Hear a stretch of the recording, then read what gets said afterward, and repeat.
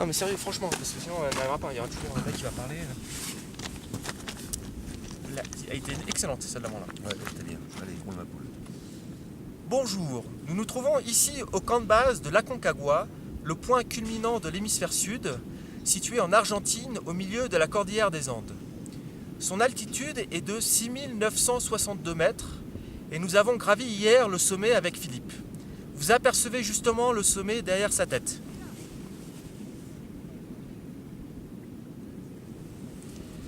Alors nous avons bénéficié de conditions météorologiques variables, mais malgré tout, la montagne nous a laissé grimper.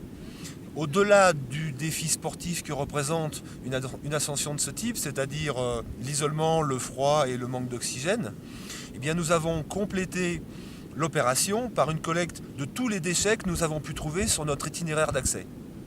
Ainsi, pendant les 15 jours que nous avons passés en montagne entre 2000 et 7000 mètres d'altitude, c'est un total de 300 kg de déchets que nous avons collectés, parfois dans des conditions très difficiles dans les camps d'altitude.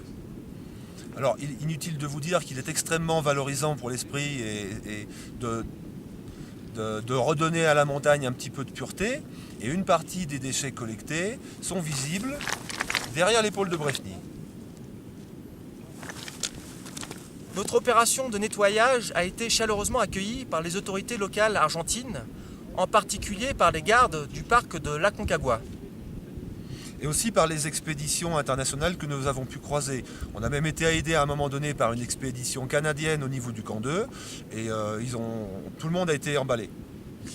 Alors, il faut dire qu'en France, nous sommes à la pointe de la technologie pour la gestion des déchets et nous avons la chance de pouvoir donner une seconde vie à l'ensemble des déchets que nous produisons. Ainsi, si nous trions tous correctement nos déchets, ces déchets trouveront une seconde vie et pourront être valorisés soit de façon matière, soit de façon énergétique. Alors nous vous invitons tous à faire ce geste pour l'environnement. Merci et puis à bientôt en montagne.